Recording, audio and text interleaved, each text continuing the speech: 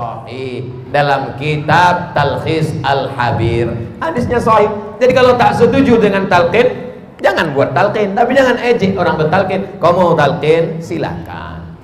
Aku tidak bertalqin karena aku tak setuju. Tapi jangan katakan talqin bid'ah. Kau sudah merusak ukhuwah, kau sudah merusak persatuan. Paham? Tapi jangan pula sakingkan semua harus kita persatukan. Kita mesti siap menerima perbedaan. Kau mabuk, jangan mabuk tak apa-apa. Sebelum mabuk ucapkan bismillah. Ini pun tak betul. Sekarang kita sedang berhadapan dengan dua kelompok. Yang satu ekstrem kiri, semuanya boleh, yang penting bersaudara. Yang satu ekstrem kanan, hanya aku saja yang benar, selain daripada aku sesat, dolalah. Ini dua-duanya tak betul. Eka dan Eki, ekstrem kanan dan ekstrem kiri. Yang baik itu mana? Es krim. Siap menerima perbedaan. Nata'awan fi mattafaqna wa nata'adzar fi makhtalafna. Dalam masalah-masalah yang kita sepakati, mari kita berlapang, mari kita bekerja sama. Dalam hal yang kita berbeda, mari kita berlapang dada menerima perbedaan selama ada dalilnya, selama ada pendapat ulamanya, kita hormati selama masih la ilaha illallah Muhammadur Rasulullah. Alhamdulillah, ini tiang-tiang ini pakai nomor saya tengok 1, 2, 3, 4. Apalah maksudnya ini agaknya? Kalau boleh saya menduga-duga, mengagak-agak supaya jangan sampai jamaah di sini lebih banyak tiangnya daripada orangnya. Tapi insya Allah jamaah ini ramai semua insya Allah. Bapak Ibu yang dimuliakan Allah Subhanahu Wa Taala, berjamaah waktu lahir, berjamaah waktu nikah, apa namanya, akikah, diundang orang ramai, dimasakkan daging untuk berjamaah. Sekarang banyak orang tak mau berjamaah waktu lahir. Anak Syanul lahir, langsung ambil handphone, selamat, semoga menjadi anak yang soleh. Langsung kawannya komen, amin amin amin amin amin.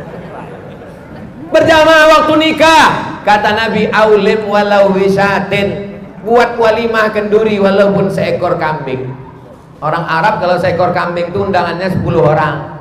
Tempat kita 1 ayam bisa 1 RW, karena ayamnya dicincang, mutilasi. Kalau di Arab 1 ayam itu 4 orang, karena ayam potong 2, 1, 2, 2 sayap, 2 paha, 4 orang cuman makan. Tempat kita ayam tuh hancur, apa namanya, cincang. Sudahlah halus, pedasnya minta ampun, balik main ceret. Berjamaah waktu walimah. Ya Abdurrahman bin Auf, Abdurrahman bin Auf ada di tangannya min azari sufra, kuning-kuning tangannya, kuning-kuning minyak za'faran. Minyak za'faran kuning tak hilangkan air. Tangan kau bekas minyak za'faran, itu tanda-tanda orang nikah itu, Abdurrahman bin Auf. Iya. Kenapa kau tak buat walimah? Aulim walau bisyatin, buatlah kenduri walaupun hanya motong 1 ekor kambing, 10 orang undangannya. Sekarang orang tak ada lagi berjamaah walimah. Adapun jamaah walimah kita tak berani datang. Kenapa? Lagunya kayak meracun, kucing garong, pulang-pulang berbadan 2. Gimana kita mau datang? Sholatnya berjamaah, tapi nikahnya jamaah batilah, batil. Menghadiri walimah sunnah, tapi menghadiri maksiat haram. Kalau bertentangan antara maksiat dengan sunnah, tinggalkan maksiat. Darul mafasid muqaddam ala jalbil masalih. Menolak mudarat lebih diutamakan daripada meraih manfaat. Ini kalau tidak berjamaah. Kadang-kadang jamaah 4 orang lebih solid daripada jamaah sholat. Apa maksud Ustaz jamaah 4 orang? Mejanya kecil aja, 4 orang jamaahnya, tapi ada sakit yang satu, wow, dijenguk mereka. Gimana Beb? Kapan sehat? Dibawakan dokter puskesmas. Ini kita udah seminggu nggak main ini. Tapi kalau jamaah masjidnya nggak datang-datang, tak mau tahu dia. Mau mati-matilah kau, mau pingsan-pingsan lah, bukan urusanku. Yang penting aku sholat, yang penting aku ke masjid. Egois. Laisa bil mu'min, tidak diakui sebagai orang beriman.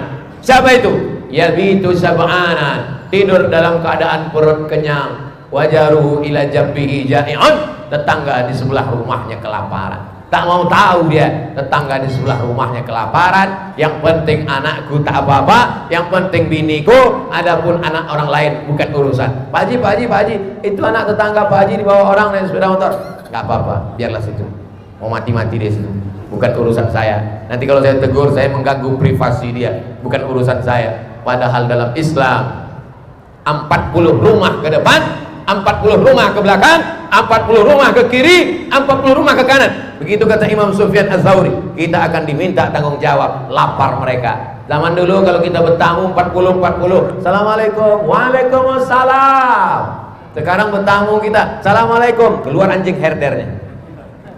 Dulu kalau kita mendengar tengah malam meraung dia, lapar, lapar, belum makan, kedengaran suaranya. Zaman sekarang kamarnya berkunci, rumahnya berkunci, pagarnya berkunci, kompleknya berkunci.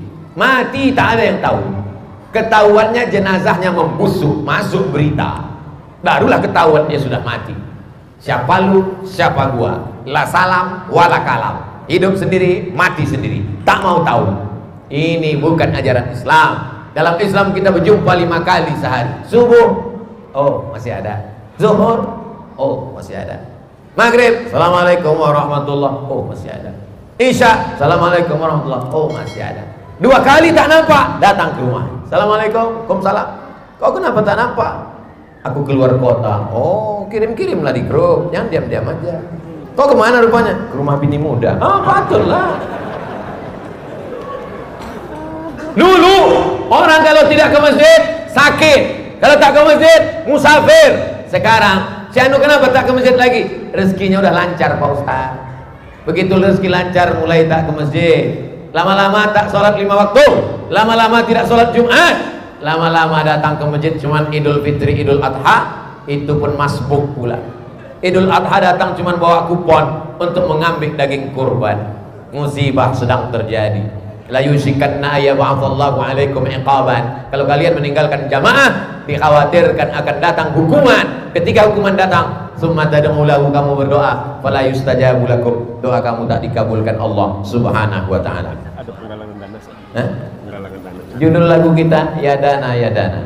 Mana kotaknya untuk berjamaah? Keluarkan kotak. Ma'akal dafa'afnaita.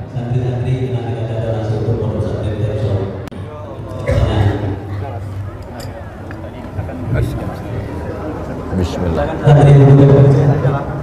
Saya untuk pelaksanaan kali kita baca soal. Langsung jawab. Tak jalan. Berikut ini saya jawab pertanyaan-pertanyaan. Assalamualaikum Ustaz. Waalaikumsalam warahmatullahi wabarakatuh. Saya seorang mu'allam. Orang tua saya sudah meninggal dalam keadaan tak Islam. Saya beramal niatnya untuk beliau. Apakah amal itu sampai Pak Ustaz? Maka istighfaru Ibrahim li abihi illa am mau'idatin wa'adaha iyyah. Istighfar Ibrahim untuk ayahnya Azar yang tak beriman itu hanya sekedar janji saja. Falamma tabayyana lahu annahu aduwwun lillah, ketika sudah jelas baginya bahwa ayahnya itu tak beriman, tabarra'a minhu, maka dia melepaskan diri. Allah menegur Nabi Ibrahim karena mendoakan orang tua yang tak beriman. Jadi saudaraku yang mu'alaf, kalau ayahmu masih hidup, belikan dia pakaian paling bagus, berikan dia makanan paling enak, jangan dia merasa kehilangan anak, doakan pagi, petang, siang dan malam, mudah-mudahan dia dapat hidayah bersyahadat sebelum mati. Kalau dia sudah meninggal dunia, maka katakan, ya Allah, ini hamba engkau, kuserahkan dia kepada engkau ya Allah. Titik, tak lebih tak kurang. Ini hamba engkau, kuserahkan dia kepada engkau ya Allah. Begitulah yang diajarkan. Karena kalau sampai kita melampau batas itu, Nabi Ibrahim dilarang Allah mendoakan orang tuanya yang tak beriman. Ini hamba engkau ya Allah, kuserahkan dia kepada engkau. Titik. Assalamualaikum warahmatullahi wabarakatuh Pak Ustaz. Waalaikumsalam warahmatullahi wabarakatuh. Kenapa niat sholat sunat tak ada kata mustaqbilal qiblah, sedangkan sholat wajib ada mustaqbilal qiblah? Saya tak pakai mustaqbilal qiblah. Usalli fardal maghribi salasa raka'atin adaan imaman lillahi ta'ala. Tak pakai mustaqbilal qiblah. Mustaqbilal kiblah, tak mustaqbilal kiblah, boleh dibaca pada sholat wajib, boleh dibaca pada sholat sunat. Yang penting sholatnya menghadap kiblat. Jadi kalau ada orang usolli fardal maghribi 3 raka'atin adaan imaman lillahi ta'ala, sah. Usolli fardal maghribi 3 raka'atin adaan makmuman mustaqbilal kiblah, sah. Usolli sunnatan tahiyatal masjid raka'ataini mustaqbilal kiblah, sah. Mustaqbilal kiblah meyakinkan diri bahwa aku menghadap kiblat. Diucapkannya makin kuat, tak diucapkannya sah. Salat tak pakai usolli sah. Salat tak pakai niat tak sah. Memangnya usolli itu tidak niat?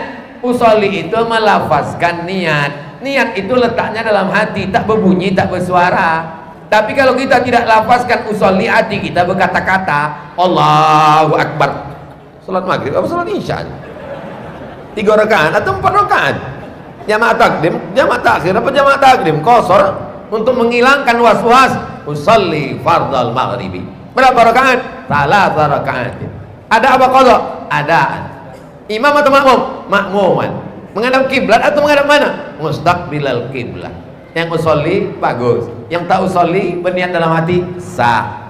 Jadi tentang masalah usolli tak usolli, jangan kelahi gara-gara usolli, karena sesama orang usolli tak usolli berkelahi, yang ketawa yang tak sembahyang. 2. Apa makna manfaat orang menulis wafak nama-nama penghuni gua Al-Kahfi di rumahnya? Ya ayyuhalladzina amanu taqullah, hai orang-orang beriman, takutlah kamu kepada Allah. Wa kunu ma'as-shadiqin, hendaklah kamu bersama orang yang benar.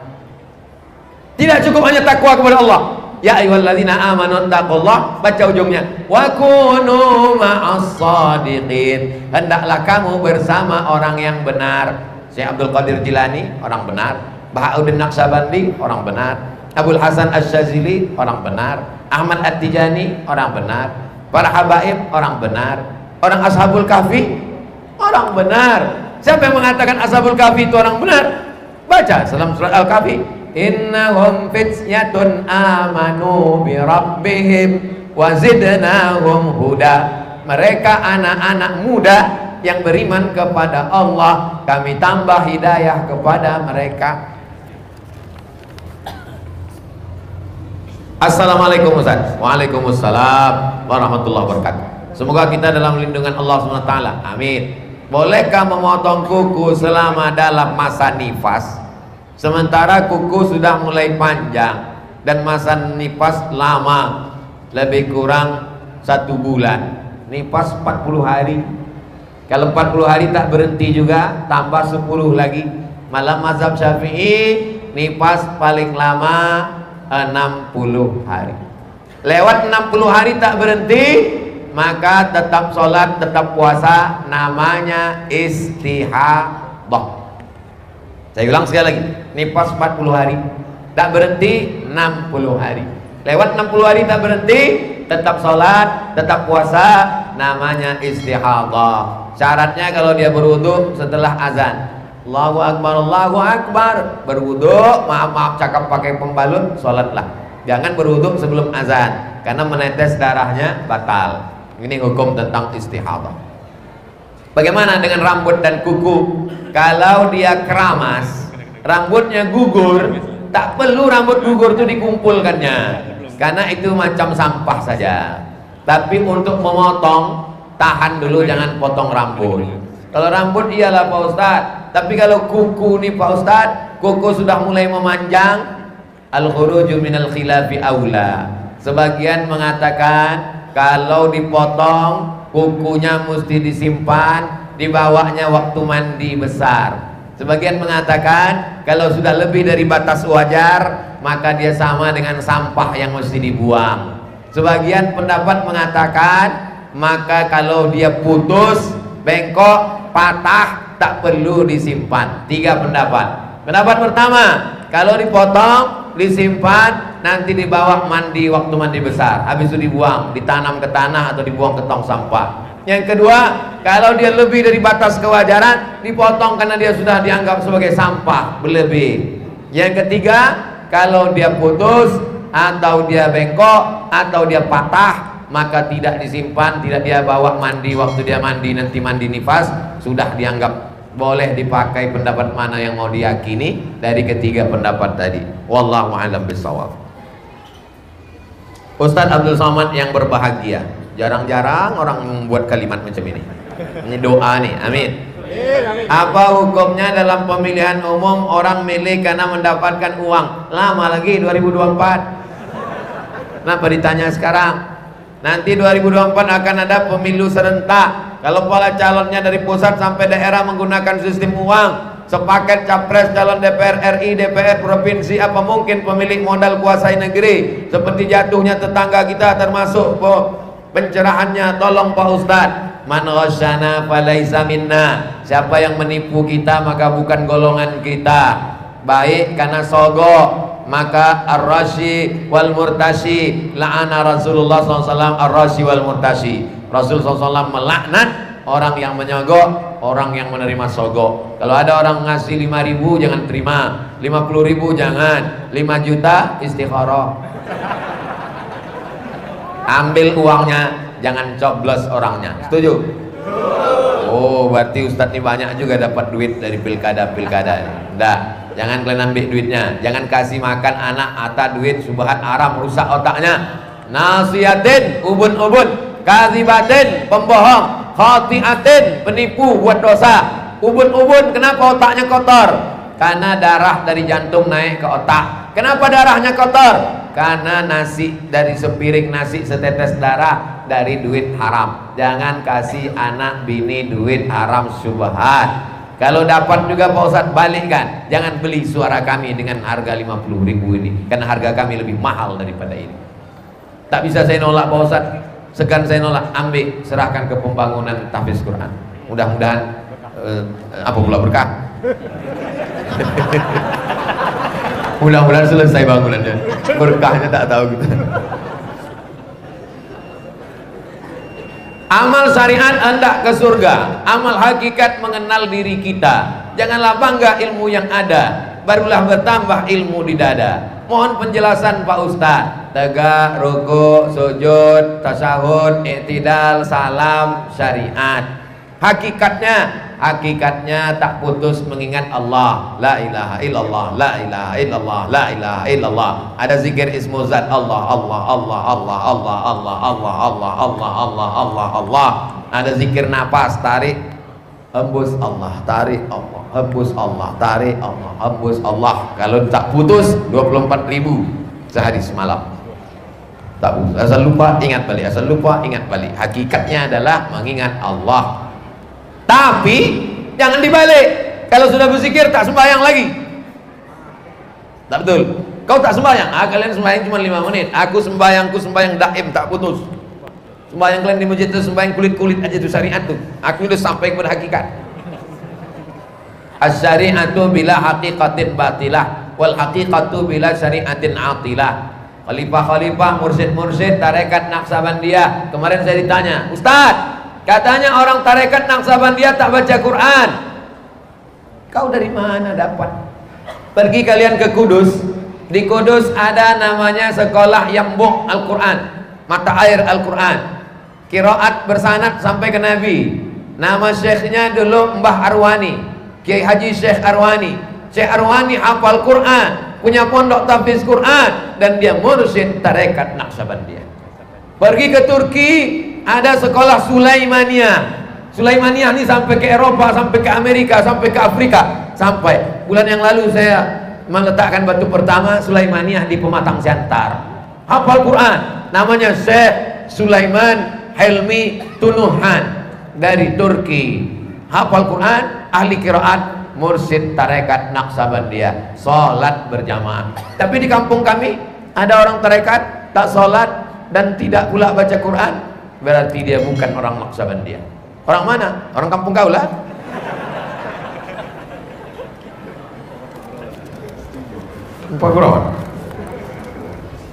Assalamualaikum Ustaz. Waalaikumsalam. Pak Ustaz, saya mau nanya, ada tak riwayat menyatakan Fir'aun pernah pakai serban?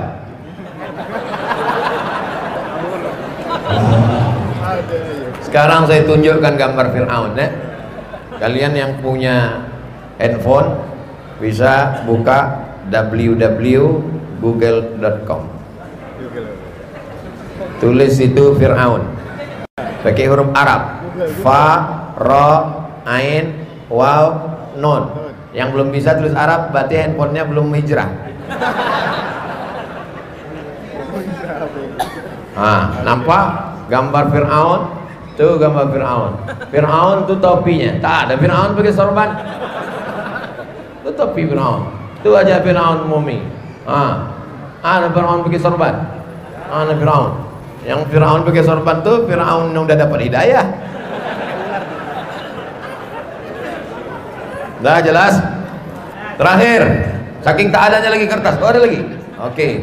Ustadz, saya hobi buka YouTube. Tulisan YouTube bukan YouTube. Tulisan YouTube YouTube.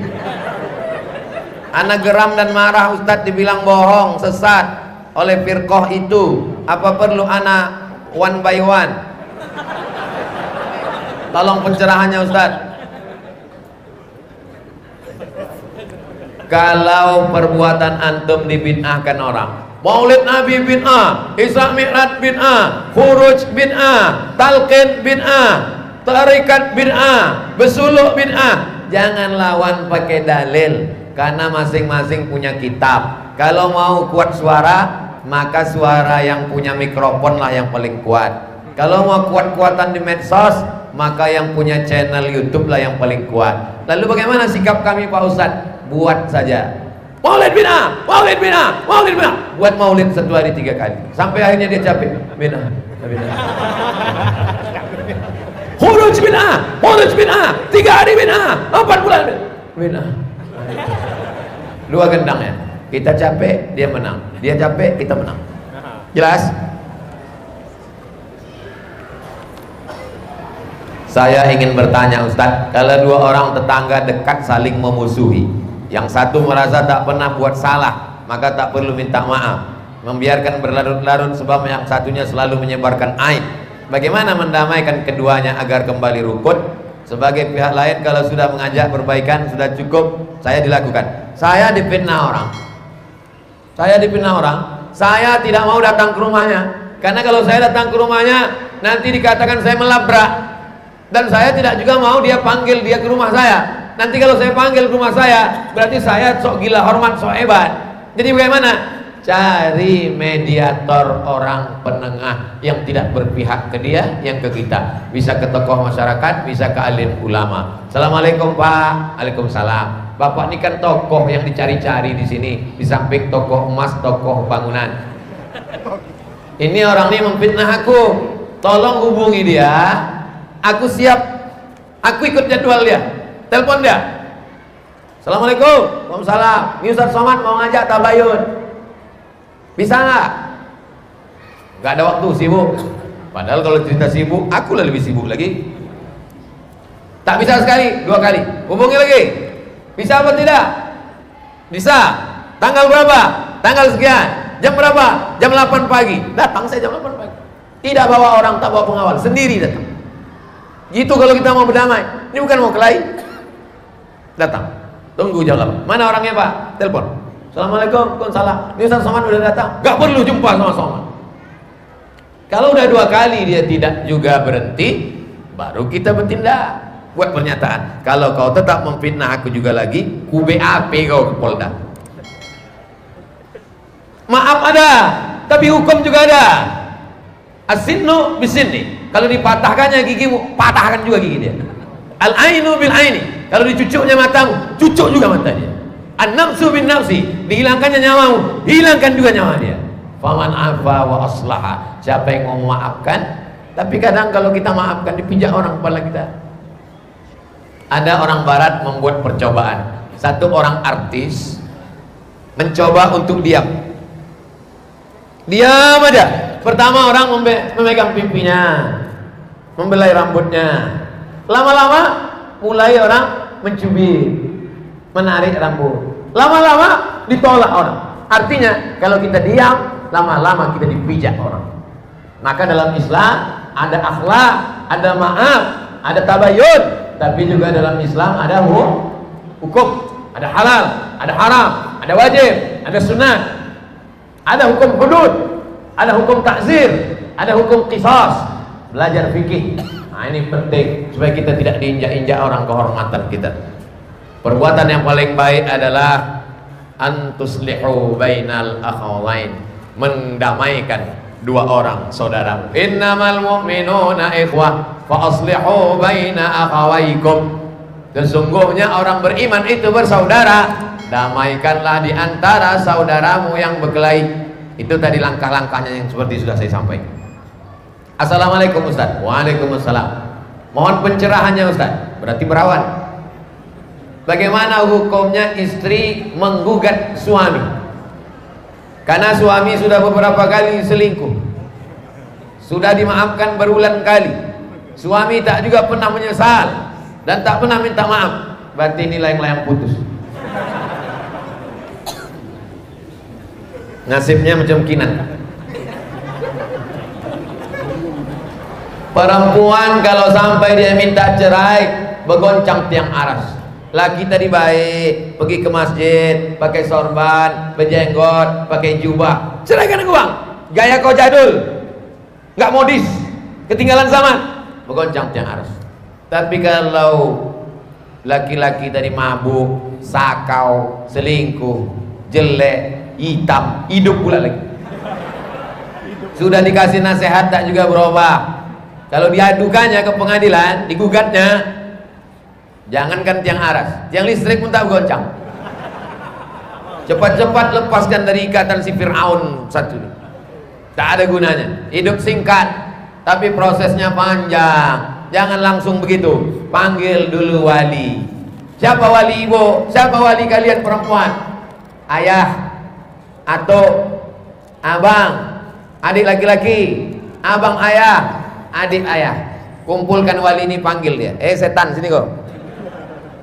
Keponakan kami ini bukan jumpa kau di tong sampah. Kau kan dulu datang meminangnya kemari. Sekarang kau selingkuh, sekarang kau berzina. Enak aja kau, kehormatannya kau tinggalkan. Berhenti kau. Pilihannya dua, kau berhenti selingkuh, aku berhenti bernapas. Bukan ibu menasihati. Ini banyak sekarang perempuan tak mau melibatkan keluarga. Mentang-mentang udah ngaji, pulang dia dipanggilnya lakinya. Sini bang, ya ayyuhalladzina kafaru. Gak bisa begitu. Ibu mesti libatkan orang lain, karena dia sudah menganggap ibu upil kecil, tak ada apa-apa. Tapi kalau sudah tak juga dapat jalan, mentok, damai tak juga bisa, nasihat tak juga masuk, maka ingat, kalau kau mati lakimu tak ikut. Selamatkan akidahmu, selamatkan amalmu, selamatkan dirimu, karena hidup singkat. Untuk apa kau lama-lama sama hantu genderuwo sundel bolong nyeblorong? Mati menghadap Allah. Walaqad ji'tumuna furada kama khalaqnakum awwala marrah. Tapi melalui proses yang panjang. Kaki saya sudah dipotong, amputasi bawah lutut. Apakah kaki yang dipotong harus dibasuh ketika berwudu? Idza qumtum ila sholati faghsilu wujuhakum, basuh wajah, wa aydiyakum ilal marafiq, tangan sampai siku. Wamsahu biru'usikum. Jadi kalau maaf cakap putusnya sampai di sini, na'udzubillah, maka yang dibasuh hanya sampai ke sini. Tapi kalau putusnya di sini, maka tak perlu dibasuh ketiak. Bukan seukuran itu dibasuh kemana? Tidak. Wa arjulakum ilal ka'bain. Basuhlah kaki sampai mata kaki. Maaf, putus di sini, siram nih sampai mata kaki. Putus ini tidak dibasuh sepanjang itu, karena tidak ada anggota yang mau disapu, itu tak ada. Yang diwajibkan untuk disiram, disapu, diusap itu tak ada, maka gugur kewajibannya. Sama macam syarat berdiri, sehat itu tak ada, maka boleh dia duduk. Syarat duduk itu tak ada, boleh dia berbaring. Berbaring miring itu tak ada, maka boleh dia telentang. Telentang itu tak ada, matanya tak berkedip, hidup itu tak ada, tak wajib sholat sama sekali. Kalau tak ada dia, maka tak wajib. Tak mati dah. Apakah saya masih wajib puasa Ramadan? Maaf cakap, kaki putus, perut tak ada hubungan. Maaf. Jadi saudaraku yang kena amputasi. Yang boleh tak puasa tuh wa 'alal ladzina yutiqunahu, orang yang tak sanggup puasa, tua renta 70 80 tak sanggup puasa, asal jam 8 menggigil. Diabetes akut, gula darah akut, itu pun tak juga bisa puasa. Buah pinggang sudah dicabut, operasi, itu pun tak juga puasa. Fidyatun ta'amu miskin, bayar fidyah. Adapun yang tak terkait dengan penyakit berat, amputasi, maka tetap puasa. Selama sanggup puasa, maka tetap wajib puasa. Assalamualaikum Pak Ustaz. Waalaikumsalam warahmatullahi wabarakatuh. Saya mau tanya, saya ini seorang homo, saya ingin sekali sembuh. Saya sholat zikir terus, tapi mengapa selalu apabila saya sendiri di waktu kosong jiwa keinginan bangkit? Mohon Ustadz apabila ada amalan atau apapun ayat Al-Quran yang dapat. Yang pertama, batinnya diruqyah, karena ada dulu Ustadz di Pekanbaru meruqyah orang yang LGBT, akhirnya sehat. Rupanya dia diganggu setan homo. Rupanya jin itu ada juga, jin LGBT. Di Masjid Al-Falah, di Masjid Al-Falah ada tempat ruqyah, di ruqyah keluar jinnya sehat. Lalu kemudian dia mesti berjamaah dan mengisi waktu, tak boleh kosong, mesti berjamaah. Di masjid berjamaah, di kantor berjamaah dengan orang, maka dia mesti menikah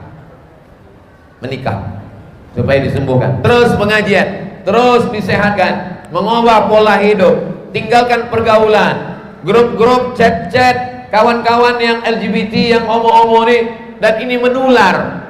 Homoseksual, lesbi, bisek, LGBT ini ternyata menular. Kenapa demikian? Itulah mengapa banyak artis-artis, fotomodel yang awalnya laki-laki lama-lama melambai. Perancang busana, koreografer, penari berubah orientasi seksualnya. Negara yang tidak, masyarakatnya tak mau tahu, tak mengontrol, itu lebih banyak kecenderungan untuk jadi homo. Thailand, orang tak mau tahu, terserah kalau mau jadi apa. Ada pula Miss Lady Boy, mukanya lady, kakinya boy. Oleh sebab itu maka zikir, ikut berjamaah, ikut tarekat, terus berjamaah, menikah, maka insya Allah Allah berikan kesembuhan. Di akhir majelis kali ini kita sama berdoa, mudah-mudahan yang sakit disembuhkan Allah, yang belum berjodoh diberikan jodoh baik-baik, yang belum punya anak dikasih anak soleh solehah, dijadikan kita istiqomah iman dan Islam, hati kita condong beramal soleh. Ala hazihi